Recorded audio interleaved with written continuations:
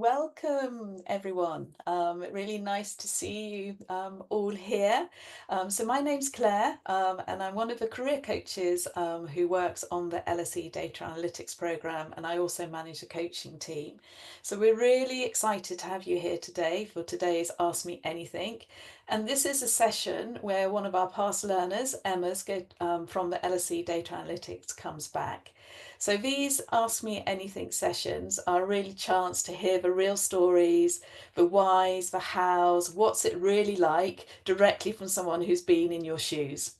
And whether you're exploring your options or actively considering the programme, this is a great space for you to ask those questions and get honest insights from Emma. Um, so we'll kick the things off with a few questions from me, and then we'll open up the floor to you. But before we get started, there's just a couple of things to note. So one, if you've got any questions, you may have while we're speaking during the session, use the Zoom question and answer feature, which is at the bottom of your screen, and just put your question in there, and then we can come back to those questions at the end. And we will have one of our enrolments advisors, Ruin, joining us later on in the call today, where he can also help answer any questions that you've got. So anyway, now it gives me really great pleasure to welcome Emma. So Emma, do you just want to introduce yourself a bit? Hi, Claire. I guess going way back when I went to university, I studied chemical engineering and graduated from that in 2008. I then had about 15 years or so working in oil and gas as a practicing chemical engineer. I then did the Career Accelerator in 2003 to 2004, and so finished just in early 2004. And we were just talking just before we joined the call, actually, that I was probably on a similar Ask Me Anything for this about 2 years ago.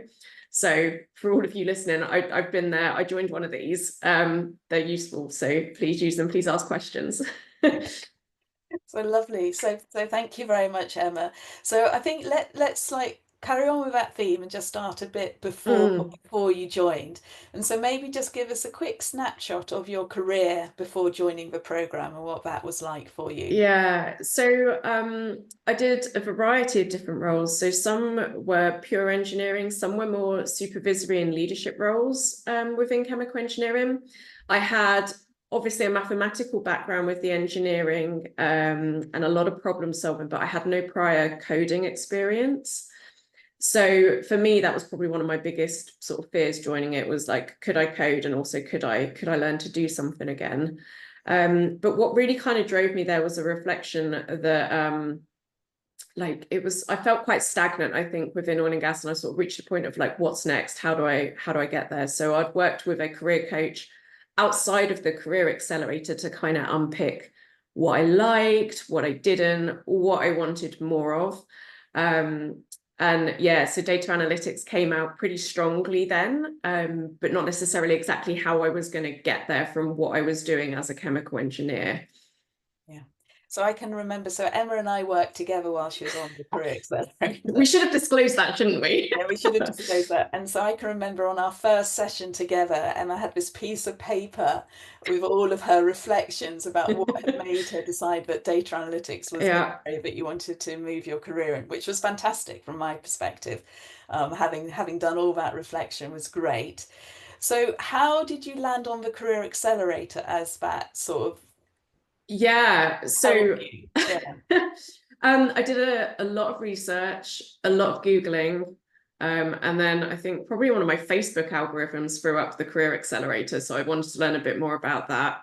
But even before that, I spoke to people that worked in data. I just shamelessly LinkedIn stalked a few people and had some friends of friends put me in touch with people that worked in data, because I was like, okay, I'm thinking about doing this, but before I take the leap, like, what's it actually like? Like, is this a crazy idea? And just kind of use them as a very informal sounding board. And nothing that I heard out of that made me go, this is a terrible idea, Emma. Like, what are you doing? Why are you doing this? And then, yeah, then I joined in a kind of an Ask Me Anything thing. And I think my research sort of said, well, okay, there's kind of three ways of going about this, right? You can either do at one end of the spectrum a free teach yourself, Google, YouTube type thing, Or at the other end of the spectrum, you can do a full-blown computer science type degree or something that lasts a few years. Or there's kind of something like this program, which is in the middle, where it's an intensive crash course in data. And for me, for a couple of reasons, I didn't want to be tied into doing a degree for a long period of time. I wanted to get back into work and doing that because I know I enjoyed that from kind of the pre-career work I'd done. And I also didn't want to, I didn't think I would have the ability or the structure to kind of sit down with YouTube videos and programs and do it myself. I think I really wanted some of that structure. And so the career coaching, your success managers, the facilitators of this program really appealed to me. Yeah. Okay. Yeah, so I was going to ask you that question because obviously there's lots of different options there, and there's the whole range as you've talked about, and then there's other sort of boot camps and other things available. So what helped you commit to making to the decision, to the Career Accelerator? Was it the structure, the LSE brand, the career support? What was it that brought you to this course? So I think it wasn't so much the brand for me, although interestingly, I will say, I think during the job searches that did definitely come out from some people. They were very interested, recruiters were interested in where I'd done it. But for me, it wasn't so much the brand, but it was the short-term duration. I didn't want to be tied into studying for ages and wanted to get back into a job. And I really wanted that structure of, okay, these are the basics that we're going to learn and act as a signpost to what I was going to need. And I think that came from, I hadn't studied for well over a decade. Like, I was like, how do I even learn stuff again? Like on this scale, it's not the same as learning on the job in a career, right? It's like, how do I learn something totally new from scratch? So yeah, for me, I was like, no, I think I probably need that structure. Yeah. Okay. It's an interesting point, isn't it? A lot of people come to this program not having studied for a while. How did you find that then, sort of coming back into the studying mode? Um, it was different, right? It was definitely different. It wasn't all sunshine and rainbows, but the program does, it eases you in gently. Like the first part of the program is, how would I say it? Like it's softer stuff to get you kind of thinking and getting yourself in the right kind of mindset for, I'm going to start learning some things now. And I guess I had to kind of be pretty honest with myself. Part of the reason I wanted to leave oil and gas was that I wasn't really learning anything new and I felt that kind of stagnant, and data is absolutely not like that. There is always so much going on in so many different fields. Like you're never going to know everything. So it sets you up for that. And then that set me up for where I am now because I'm still learning new stuff every day. So yeah, it eases you in gently. So it's not like, bam, you now suddenly have to code this and solve some massive, really complicated problem. It's like little building blocks that kind of piece together and trust the process. Yeah, at some point you've just got to step in and code, right? Like, but it works. So yeah. Lovely. So, was there anything that surprised you about the course experience? Um, I think the way it sequentially built up was really, that did surprise me. I had very few moments where I thought, oh gosh, I'm in over my head and I need to come back later and figure this out. I did have one or two where I was like, okay, I just need to set some time aside to go back to that. Because there is a lot of information and you need to accept pretty quickly that it's not all going to sink in the duration of the course. But it's very focused on the approach to solving a data problem and equips you with a whole bunch of tools that you can then use to go and find out a way of doing a certain thing or solving a problem later. So yeah, I think that probably surprised me most. And I think the other thing that surprised me was for a remote course is how much interaction there is kind of with you, the other students on the course, especially in the employer project and things like that. Like we all still have a WhatsApp chat and kind of stay in touch after it. So yeah, you build like a network that also helps you with that career switch, right? You kind of, yeah, I hadn't anticipated that would happen with remote. I thought I would just be sat in my office learning to code, like, you know. So yeah, so that's interesting. Do you want to elaborate a bit more about how you interacted with people? So obviously there's the employer project when you're an Yeah. employee, but then there's also that interaction while you were, in Yeah. So you're we free had, doing your work. you guys probably have a different forum or something. I think we had Yellow Dig. I don't think you guys use Yellow Dig anymore.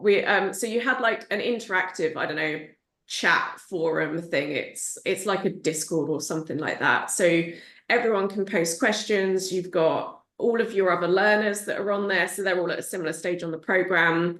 You have the career coaches, your success managers, and the facilitators of the course there. So basically, any kind of question that you might have that crops up, whether it's like a logistical kind of like, oh, when's this deadline, through to, okay, this bit of code isn't working for me, how can I do it? There's someone there that will be able to help you.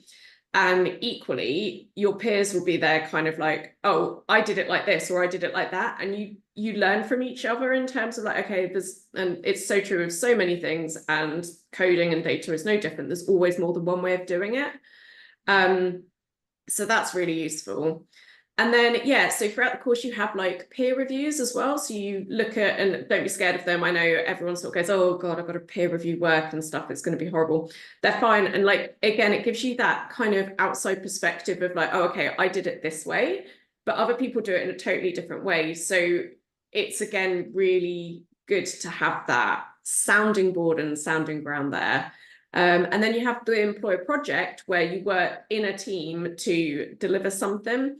And that's quite intensive. And it's like the big finale of the course where you get to bring everything together. There's not really any rules. You get a pretty generic statement of please go and solve this business problem for someone.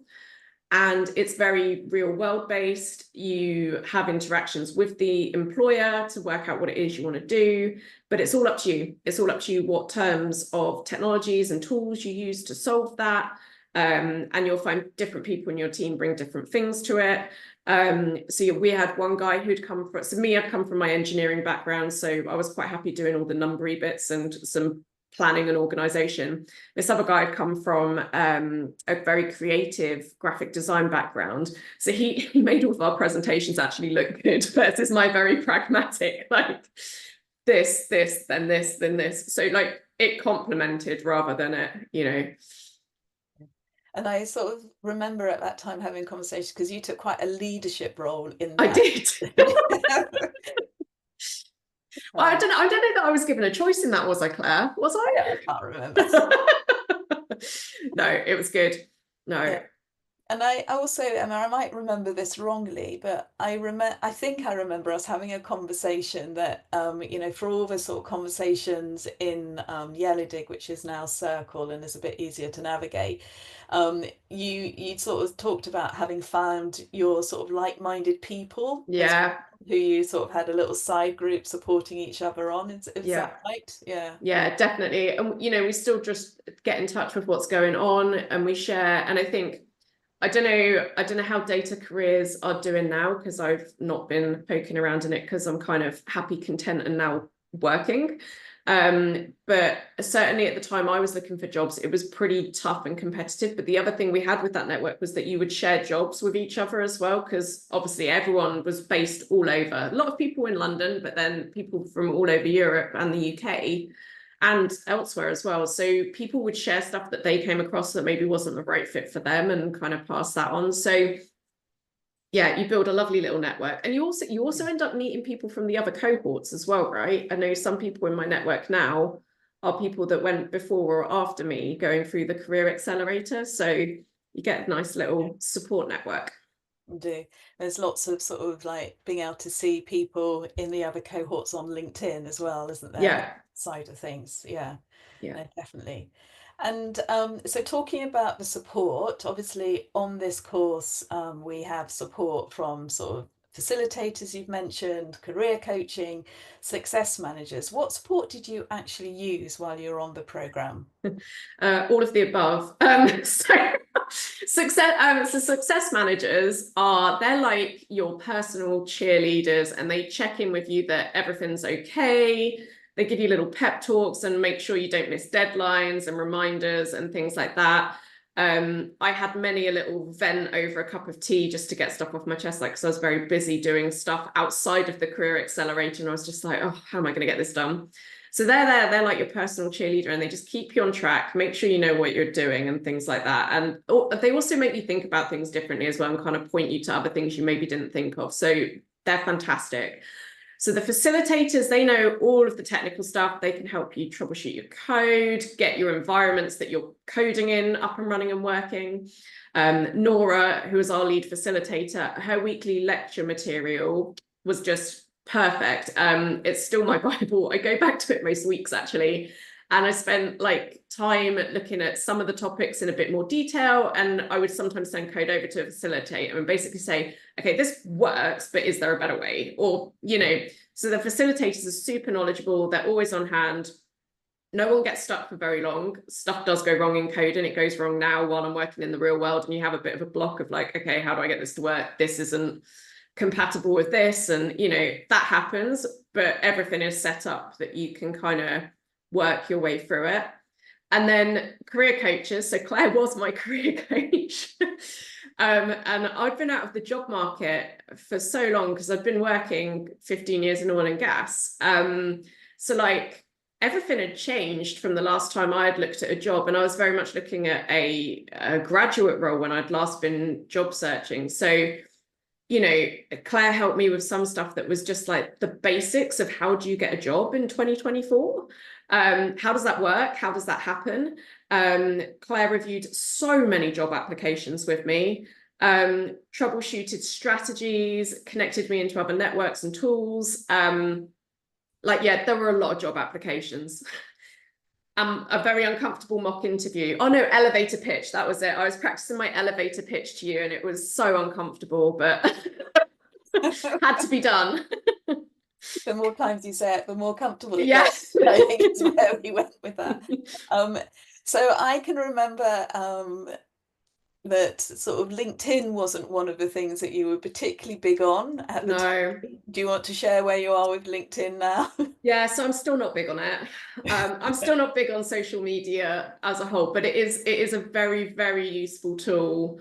And I have to be honest, it's how I ended up where I am now. It was a pretty chance interaction that ended up with me now working freelance in data.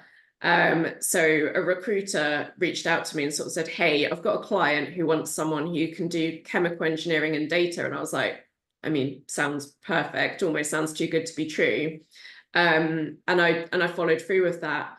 And I think, so I also remember, Claire, you played a bit of a role in that. I don't know if I actually told you at the time, but like, so I was very, not stuck, maybe a little bit stuck in my ways, but I was very sure I was going to do the career accelerator, finish the career accelerator and get a nice, secure data job with a salaried type role, earn my stripes in data, and then I'd reevaluate and see where I wanted to go next with my career. So when this landed in my inbox, and I was like, oh, I don't know, it's not really what I had in mind, but equally it sounds too good to be true. And I think you really helped me, Claire, with kind of reframing it too. And it seems so obvious in hindsight. Like I look back at it now and like, why did you not see that, Emma? But what did I have to lose by trying it? Like I could always stop doing it and go back to the original plan of getting a job. So I tried it. So yeah, I think your career coaches really help you like just reframe things and see things maybe in a way that you're not doing it. So yeah. Yeah, well, it's sort of like you're in the woods, aren't you? And Yes, having someone else exactly. to talk, it helps sort of Yeah. take you out of those woods. Exactly. Yeah, help Exactly. you. So I mean, the other thing that from a career coaching conversation we had quite a lot of talks around sort of networking. You alluded to that Yes. early, that you did that before you came on the course as well. How did you find all of that going? It's so I think whenever you reach out to someone in data, they're always super helpful and really keen to talk to you about it and are usually really passionate about it. I've never had someone say, oh no, I'm not going to talk to you about my career, my job, or my company or what I do. I think that then turning things into a job is definitely trickier. And it can feel, well, Claire, you know, because I had an absolute roller coaster of finding a role. And then I think jobs were like buses. Like I went through looking for roles, and I think for about 2 or 3 months, I just got ghosted and rejections. Through to I then had some job offers that turned out to not be totally the right fit. And then what I actually do now with the freelancing. So trying to then translate it through is quite tricky. But the initial building the relationships is pretty easy with tools like LinkedIn. yeah, but then I know other people that have found jobs that way. So it just depends where you end up. So maybe it's because I didn't give it enough time, because I did land something that I wanted to go do. So Yeah, and if I remember rightly, I mean, you landed that in the employer I projects did. as you were like managing this team, and then the whole job started. Yeah, yeah, that wasn't ideal timing, but we managed. It was fine. We did very well. So So, Emma, I don't know, do you want to just share a little bit more about your job role now and what you're doing? yeah, so I was thinking about that for this. So it's quite similar. So because I'm freelancing, I work on lots of very different, relatively small projects, all the way through from kind of ideation through to it's now in production, it's running, it's doing something on a daily basis, and then all of the getting it from A to B and the maintaining it once it's there. So it's no 2 days are the same, which is nice. But then it's quite similar, I guess, to a lot of what we did on the course, where you had a very specific little problem, go away and solve that. So it's always using those little bits of the course into what I actually do. And usually it starts with, what is the data? Where is the data? Can I clean it? Is the data of good quality? And that's even before you get to kind of the technical coding stuff. The first thing is, do I have good data? And working that through. So yeah, now I work with mostly in Python. I do a tiny bit of SQL. I've not used R at all since the course, but that just depends what you work in. I've used some business intelligence platforms, but not Tableau. So I learned about Tableau in the Career Accelerator, but I now use mostly Power BI. They're all pretty simple to kind of, if you know how to do something in Tableau, you can literally Google, okay, I did this in Tableau, how do I do this? And you'll find a YouTube video or something like that. It's easy. Yeah, it just depends where you end up. But this is sort of what I was saying earlier, that you could spend your life learning about data and data science and data engineering, and you're still not going to know everything, because there's just always these new tools and things coming out and all the different ecosystems that you could be working in. So yeah, It is a career of continuous learning, it and is. continuous learning It is. in there. Yeah. It So, is. Emma, you mentioned earlier on that you joined the Career Accelerator and never coded before. Yeah. Like when you talked about what you're doing now. So, how did the program help you go from zero experience in Python or SQL to feel competent enough to take on this sort of opportunity and become a freelancer? Oh, yeah. Gradually, which I think I mentioned earlier, it is step by step. And you literally start out in the early days, you just type out what's in front of you on the screen. And gradually that starts to sink in, and you have these little worked examples of doing stuff. And then you'll get an optional exercise thing where you can go sit and do the exercise, and you kind of go, okay, this is starting to make sense. Guess it's a little bit like learning a language or something. You start by just copying, and then stuff slowly builds into more understanding with it. And that's sort of the technical side of it. To get to the confident enough to freelance, oh, the confidence I think came from like looking back at what I had learned. And I think I don't know, gosh, what gave me the confidence? I don't know, just kind of knowing I could eventually, like when someone actually wanted me very actively on LinkedIn, and I was like, okay, I'll give it a go. So Yeah. yeah. Okay. So I can remember, and I think it was sort of Christmas time. Yeah, And like that was quite a low point for you. And it I was. Yeah, having a call with you. And I think you were quite ill at the time as well, I about to was. go on Yeah. holiday. So how did you manage the ups and downs as you were going through the course? Oh, well, use your career coach and use your success manager. And I think actually then, I can't remember if it was you or my success manager. So I said, just take a break, just take a week off job searching. And I did. I took some time away from it and just left it. And Yeah. I don't know, again, it was getting stuck in the woods, right? I was so focused on, this is what I'm going to do. This is what I want to do. And I was like, okay, I just need to leave it for a bit and come back to it when I am fresh. Again, sounds obvious when you're sort of outside of it, but yeah, I needed to take a break from it and then came back to it. But it is hard. It is a roller coaster transition. So for me, I was transitioning. I don't know what all of your kind of goals and stuff are from doing it, but I was career transitioning. And I think it was very difficult being an outlier. So I had all of this previous experience in a different industry doing very different things, a lot of it transferable, but I had zero experience in data. And a lot of the job roles that were advertised were all kind of, oh, you need to have 5 to 10 years experience. So being in that slightly bizarre career transition point meant I was getting a lot of, probably from AI. So the algorithms I learned so much about were probably screening me out on the job applications because I wasn't ticking the necessary boxes. So yeah, and that's, you know, that's where you have to kind of think, okay, this isn't working. I need to pivot. I need to find a different way of doing it. So yeah. Yeah. And yeah, so from me, I mean, obviously I'm a non-data person. You've gone from sort of very zero data to like doing something which sounds like incredibly complicated. Um, how, is there anything that you've been picked up on of not knowing enough? Because you just talked about job adverts No, wanting what? No, 2 years oh, experience, 5 years experience. So yeah, no, well, so no, so, and I think, well, Claire, you know, I suffer terribly from imposter syndrome. So I was always constantly worried, especially when I first started out, I was like, oh, I'm going to get called out on my code, or something's not going to be right, or, you know, whatever. Nobody has done that. The only thing I've been picked up on was that I used a pie chart on a dashboard, and pie charts apparently are completely dead. You should never use them. And I was like, oh, okay, great. And someone sent me an article and I was like, yeah, no, that is true. Actually, I should just use a bar chart. So it's like, so no, like the coding side of it and all of the stuff that I was so focused on like getting right. I mean, no, like no one's turned around and gone, oh, your Python's a bit messy. So lovely.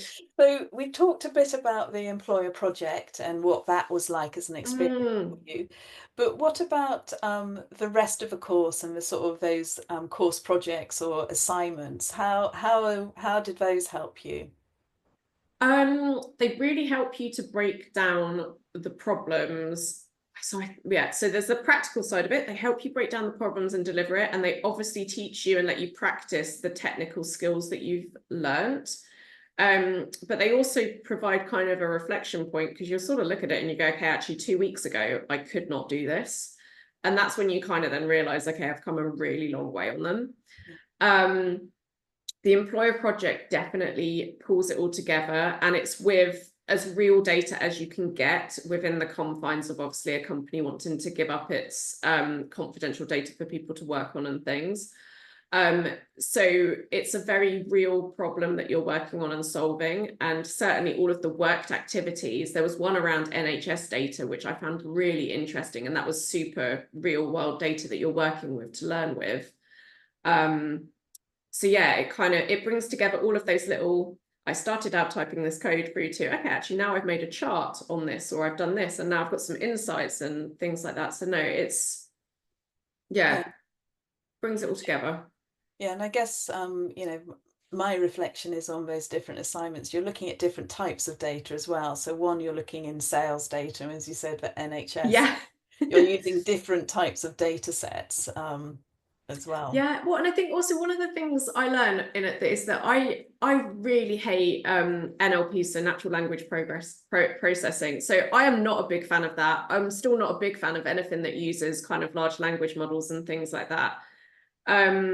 That just was not for me. It was very fluffy. I think the engineer in me wanted just numbers, like I need numbers about this. And yeah, so I learned about that. So I knew I probably didn't want a role that was mostly working on NLP. I was like, that's not something I now want to pursue with what I am doing. It's not to say I wouldn't do it if I had to or learn about it, but at the time I was like, oh no, this is not my favorite thing in the world.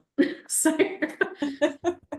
So I guess then, I mean, that's interesting. So from learning, doing all the different things on the course, you very much sort of picked out bits that weren't for you. Did it yeah. help you identify bits that were for you? Um, I really like machine learning for predictions. That is super fun. And again, right, it's the engineering me. It's like there's a problem, I have data, I can fix it, and I can make something that operationally in the real world either makes something more efficient or saves money or all of the above. Um, so yeah, I love that. Those are definitely the favorite projects that I work on at the moment. Mhm. Um, I really enjoy just basic analysis and statistics and things. And sometimes, and as some of my projects don't even go into machine learning or big data, it is just making some charts and going, hey, did you know that if you do this, this happens, and things like that. So yeah, I think machine learning's been really cool. And I think don't be intimidated by machine learning. It's not, it isn't, I don't know, magic or rocket science or super difficult. And again, the course walks you into it gradually to get there. So yeah, and I'm absolutely not an expert even now. So it's just, it's yeah, no, it's really cool. Okay, interesting. And out of, you know, all the sort of work that you've done on the course, how do you use those skills now in your day-to-day job? What is it that you're using? Python mostly. Every single day I'm coding stuff in Python. SQL, I do a little bit, but not a lot. So I would be very rusty, and if I needed to do more than that, I would have to go and look at something. R, I have not touched since the course. I would completely need to refresh on it. I still don't think I'm fluent in Python. But then maybe I'm also being too hard on myself. But then I look back at the stuff that I started with on the course, and I'm like, oh well, yeah, I don't even have to think about that. I just write that and it happens.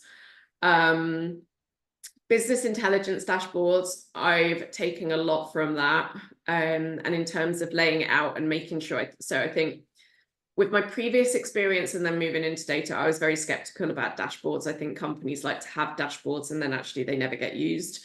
I say that from my previous experience. What I've taken into this is designing them so that they have something that is very actionable attached to the back of them, so that it is adding value and it's not just going to sit there with no one looking at it. Yeah, and I think probably the biggest thing from the course it's the continuous learning, because well, it sort of goes full circle. At the start of the course, you have to accept very quickly you're not going to know it all, but that's also true in the career. So I constantly have to reach out, research things, and build on things to make sure we're moving somewhere. So yeah. All right. And can you sort of pinpoint the biggest mind shift you had? So that's a lot that you've learned, and like you, Oh, yeah. I'm still working on it, but I think probably progress over perfection. Like, it does not need to be perfect. Just make sure you're moving forward. Like, that frees up so much mind space if you're just not worried about perfecting everything. And I don't get it right every time, but I think I'm much more aware of it. So yeah, progress over perfection. Okay. All right. And what do you think helped shift that mindset for you? Um, I think, well, I think because there is so much information in the course, and you have it all right. You basically have a whole portfolio stuff of it at the end, and I've still got all of the lecture notes and things like that. And you dip in and out of it. So you have this giant signpost, but I do not know all of it inside out. And I think past Emma probably needed to know every single detail in there to consider herself an expert in data. I don't, I just need to know that it's there and I Right. can go back to it. Um, so yeah, definitely had to get there. I think I probably had conversations with you and my success manager around, okay, you don't need to do it all. Like, you can just let some of it go. Yeah. Yeah. Yeah. No, I can definitely remember those conversations. And that's often Yeah. a common conversation, not just with you, that we have, is that, you don't need to know absolutely everything. Some stuff you can go back. And you're talking a bit there about sort of imposter syndrome as well. That Yeah. Well, like, look at it, right? So I remember with the final kind of assignments when we were learning R, and learning stuff was faster at that point because you've already learned SQL and Python, and it does get easier to learn them. But I've not used R since the course. I didn't need to know it. Did it help me to learn it? Yeah, absolutely. Because I know I can learn it if I need to. But did I need to at that point? No, it's fine. It's just park it in a little box and know it's there. Oh, And having been through all that you've been through, and obviously you're now in your sort of freelance career working yeah. for this company. Um, how do you give yourself pep talks to keep going forward and developing this career in data? Um, honestly, my partner's amazing. So he gives me a heck of a lot of pep talks, because I think I am terrible at reflecting how far I've come. And it's easy to say, right? It's been really gradual. Like, I didn't just suddenly wake up one day, go do a career accelerator and transition my career. This started for me probably back in 2022, and here we are 3 years later. So it was gradual, and there were little milestones along the way. But there'll be little things, and my partner, he's very supportive, will just be like, you've just set up your own company, like you've just done this, that, and the other. And I'm like, oh yeah, actually that's quite a huge moment. Like, give myself a little pat on the back and then move back into the thick of it. So I think the people around me have been really helpful. Claire, during the course, you were incredible for a little pep talk. And definitely in terms of reframing a lot. I remember you telling me really clearly, actually, that all of the job rejections and ghosting were not a reflection of my self-worth. It was just the job market and how stuff was going. And I was like, oh yeah, okay, I needed to hear that. So yeah, and I think you've got a support network around you, also talking to the other people on the course. Like, everyone was going through the same thing. And I actually think I probably should have done this here. I was like, oh God, has anyone actually got a job yet? And we were like, no, it's grim out there. Like, what's going on? So There is a bit of like trusting in the process, isn't there? absolutely trust in the process. And that's true of all of it, right? That's true of the job search. And I think it's also true of the like learning to code stuff too. Like, you've just got to, at some point, you've just got to start copying the code and see what happens. You can't just keep putting it off. Yeah. And you mentioned right at the beginning, I think, of the chat, and we definitely had sort of conversations around this about recognizing those transferable skills that you had. Yeah. And so how did you reframe that previous experience so it meant stuff to data careers? Yeah. And I think because of what I'm doing now it's a beautiful little Venn diagram of chemical engineering and data, which has been perfect for me to branch into freelancing, build up my data portfolio, and then move into other things.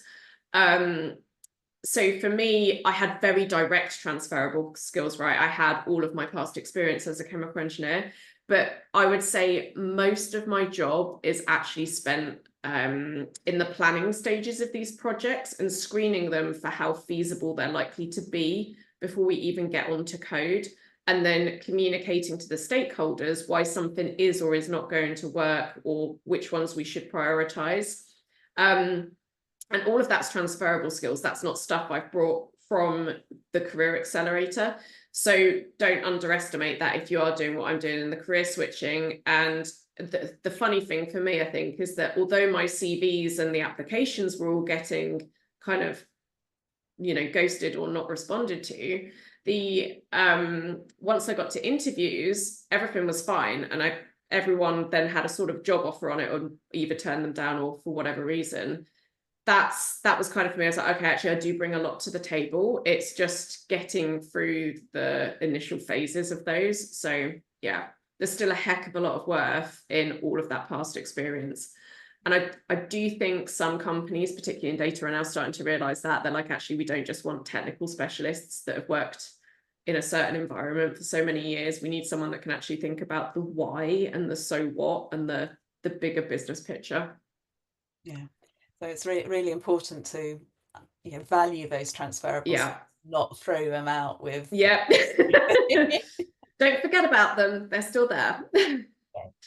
So if we went back to your sort of first week on the program, so nearly sort of 2 years ago, what would you tell yourself now?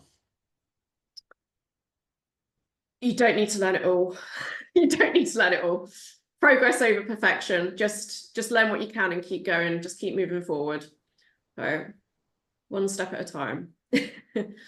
And yeah, so I guess there's in that is what you're alluding to is there's a lot of information in the course content. Absolutely. Yeah. And there's also a lot of stuff outside of it, right? Once you know what the terms are that you're kind of working with and looking for, it then becomes much, and I think this is part of the reason that I didn't want to do a self-learning thing. I was like, what do I even start with? Like, where do I start? Where's the beginning of this map? Like, what do I learn? But then once you've got into that, you can then Google for certain things and use YouTube. You can ask ChatGPT. You can go, once you know what the search terms are for what it is you're trying to do, you can then go find stuff. So Yeah. And do you want to share that as well as sort of doing the course, you were also with a major project on your hand? Yeah, I don't. Yeah, so timing is everything. So I think I managed to do the course. So there were people in my cohort who were in full-time work and also were successful in the course. I was out of work and wanted to really focus on the course, but what I was doing was designing my own house and then building it and knocking it down. So I don't necessarily recommend doing a big life project at the same time as career transitioning, because it definitely adds to the pressure and the stress. And with it being a house build, I think that added to the pressure of I need to get into work and get money coming in. But yeah, it's all pulled off. I've successfully career transitioned. The house is done. I moved in on Sunday, so if it's a bit echoey, I'm sorry, everyone. I haven't furnished anything yet. Yeah, so it can be done, and it's, you know, there's loads of support on it. So yeah. So sort of just to sort of wrap us up, what would you say to someone who's maybe on the fence and maybe unsure that if this would be a good enough investment? I mean, from your honest opinion, Emma, is it worth it? Yeah, I mean, so the investment side, I guess if people have dialed into this, they've probably done some of the earlier stages of research I've done, and they're thinking, okay, data's maybe for me. Um, so from my perspective, and I don't know anyone's personal circumstances or anything like that, but for the reasons I've said, it was definitely worth it because the support really carried me through it, coupled with the building a house and trying to find a job and learn the course material. All of that for me just worked super well for my environment. If you're still on the fence, I think honestly, do your research, talk to people who are in the industry, find people who have done the Career Accelerator on LinkedIn and reach out to them and talk through to them what their experiences were. Because like my personal circumstances of being a career transitioning from an engineering background into data, that might not resonate with you. But maybe try and find someone on LinkedIn who has got a similar circumstance to where you are and talk to them. For me, definitely best investment. I'm obviously a success story, so there's bias in this data point, right? Like I've come through and it's worked out for me in the end. It had its highs and its lows, but yeah, I think it's worth it for me. Thank you very much. Any last sort of words of wisdom that you want to share with people before we move on to the questioning part? No, I don't think so. I love it. I love what I do. I've now got a really flexible career. So yeah, I love it, which was what I wanted way back when I started with my first career coach and worked for it. So yeah, it's That's an interesting question, isn't it? Because you had a very clear vision of what you wanted to change in your life, what you wanted to yeah, change in your career, and had done a lot of work to get that vision. So yeah, do you feel that, yeah, if we're going to yeah. recognize what we've achieved, Emma, do you feel you've achieved Well, that? I don't know if I've achieved it yet. Yeah, no, I have. I have. It's been incredible, right? It's been life-changing for me. And that's the whole process, right? From way before the Career Accelerator through to now. I'm so glad I did it. The Career Accelerator was definitely a part of it. There are other ways of doing it, is what I'm saying, and that may or may not work for you. For me, I needed that structure and I wanted the support. I knew enough about myself from my career that I knew I wanted mentors and people around me that had my back. So yeah, it's Okay, thank you very much. I think, really, you go to sort of join us.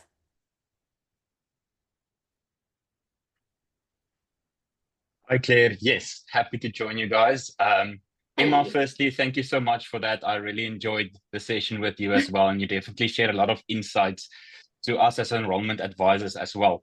So for those of you that's watching that doesn't know who I am, my name is Ruan Stannard. I'm one of the enrollment advisors for the LSE Data Analytics Career Accelerator program.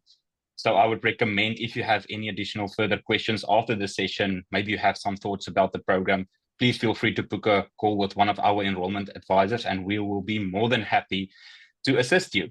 So before we dive into the different questions in the Q&A, I firstly just want to give everyone a brief overview of the program, what it includes. And I think something that is important to note is the program fits together as a puzzle piece.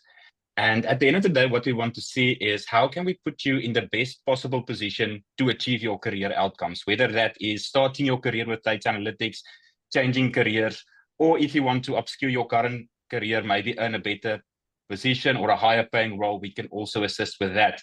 And I think if you combine what we do, the career coaching, the prestigious LSE certification, real world industry relevant experience, and then like Emma mentioned, the support that we offer is very much next level. If you put all of those things together, you will see that the program will really give you all the advantages and a very strong platform to dive into your career. And I can understand a lot of students maybe feel like not really sure always where to go, where to start, just like Emma, but speak to one of our enrollment advisors. We can always just point you in the right direction as well. So to come back to the question, anonymous attendee said here, Emma's situation sounds quite unique in that she found a role that needed data analytics and chemical engineering. Are there any insights you can give that would make me feel more confident in the job market isn't so saturated and that I might feel I might struggle to find a data role? That's a very good question. And to answer that, is when you have a look at the kind of students that we have on the program, we have, like I've mentioned, career starters, changers, and advancers. So because we cater for all three of those fields, the program is going to firstly start at all the fundamentals before moving on to more advanced concepts like Emma shared. But when you have a look at the kind of people that we have on board, and Claire can also note to that, is we have teachers, we have ski instructors, we have real estate agents, we've got people, gym instructors, we've got people working in healthcare, we've got people working in finance. So no matter where you are starting from, the program takes you from little to no knowledge to be job ready.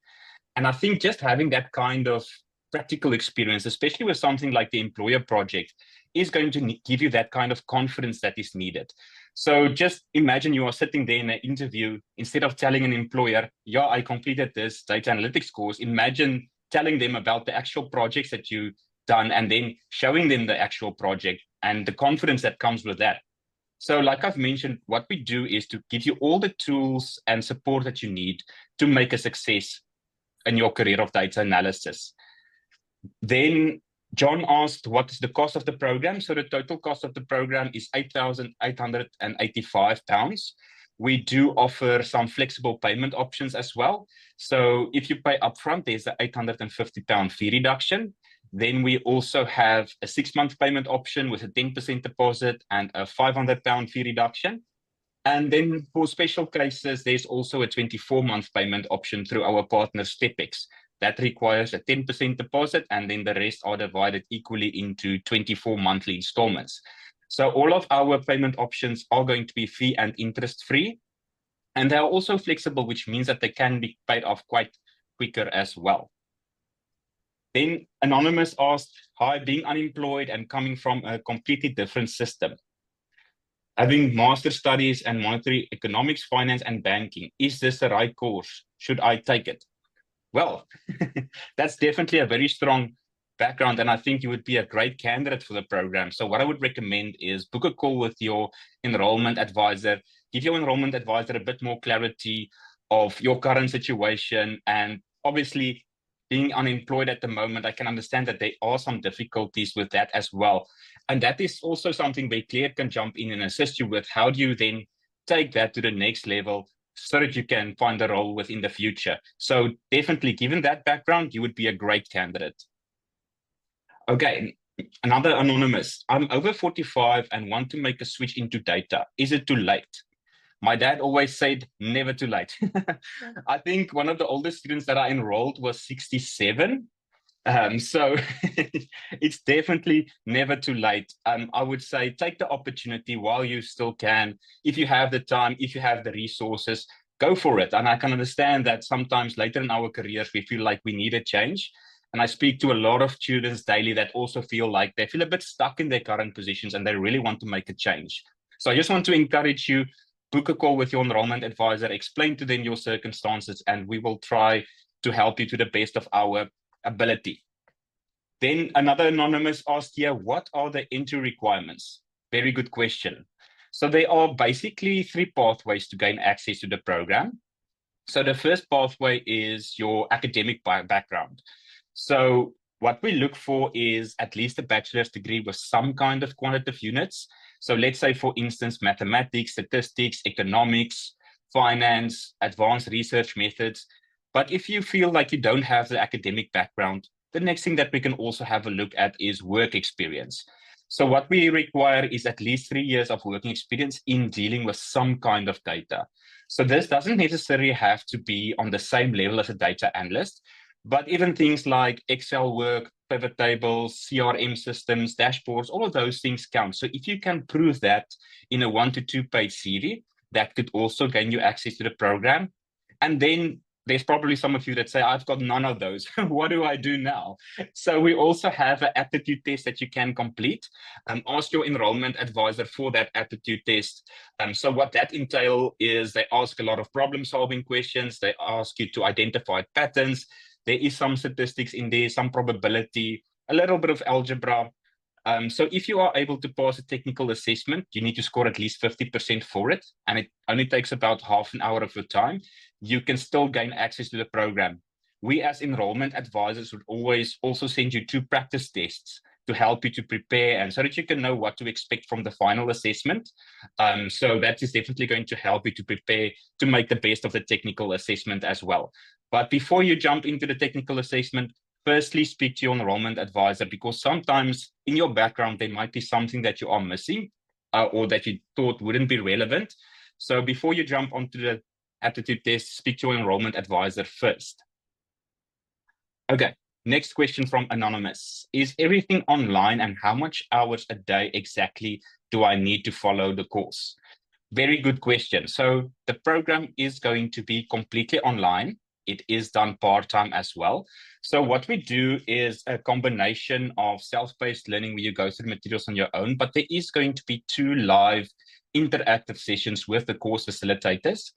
These sessions are also going to be recorded. So if you do miss any of them, you can always catch up on the recording at a later stage. So because the program is quite flexible, the amount of hours per day is really up to you. About 7 to 8 out of 10 of our learners are currently working full-time. So just to give you some idea of how they make it work, they would sometimes spend about 2 hours during the week, and then every day during the week, sorry, and then catch up during weekends. But obviously that is for you to decide how are you going to make that realistic in your own calendar as well. I hope that answers your question, Anonymous. And then Rilandi asked, what about language limitations, which I currently have? Is there a real restriction to following this course? Thank you. Thank you to you as well. So yes, so if you have completed formal studies in English, there's no need for a language test. However, there is a language proficiency test that we can send through to you if you haven't studied in English before. So just make clear to your enrollment advisor that I haven't studied in English before. What can I do to still gain access to the program? And your enrollment advisor will walk you through those specific steps. Great. Any additional questions? Keep them coming.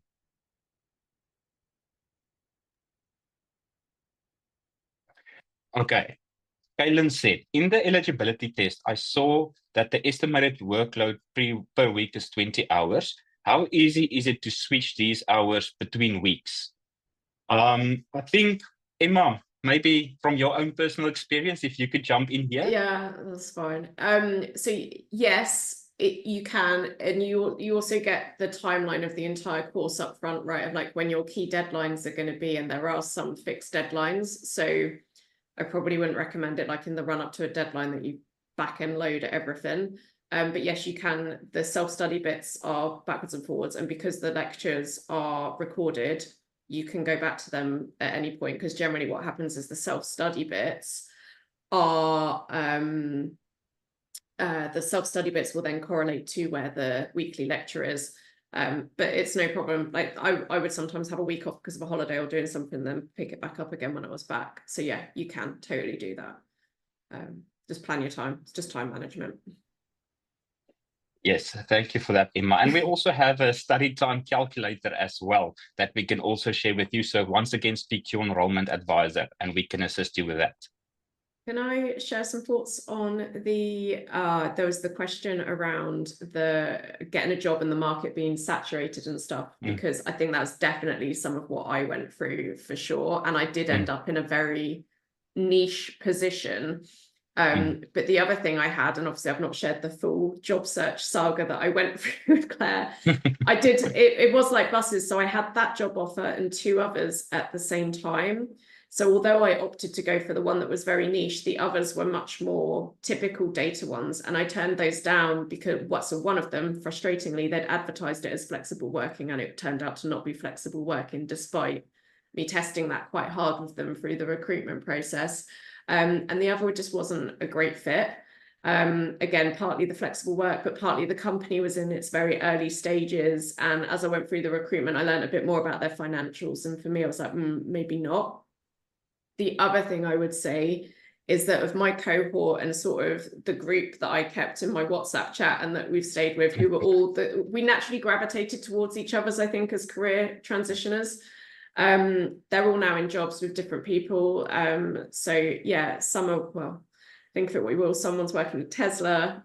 Like it's people go into data, people are at Amazon, like it is completely doable.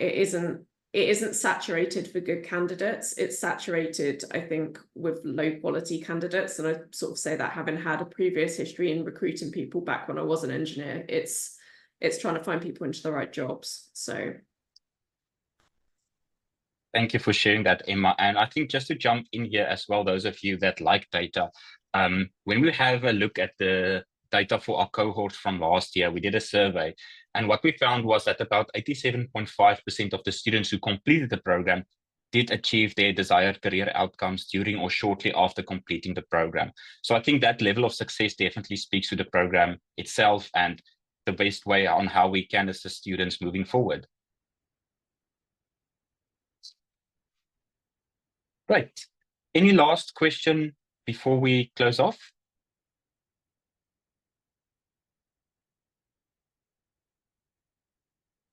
I wanted to say no, speak now or forever hold your peace.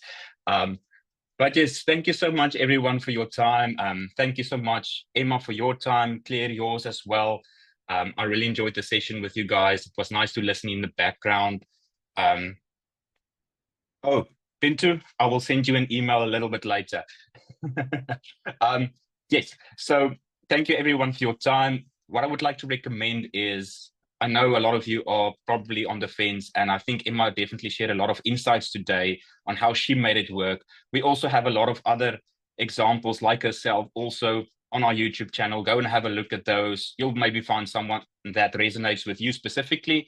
Like I've mentioned, we've had a lot of students that we have assisted in the past. So the next step for you now is book a call with your enrollment advisor. Just maybe if you want to get more information or a detailed perspective, or just need some clarity on a few things, we're more than happy to help, and we are always here to assist you. So thank you so much for your time, guys. You should have a lovely day.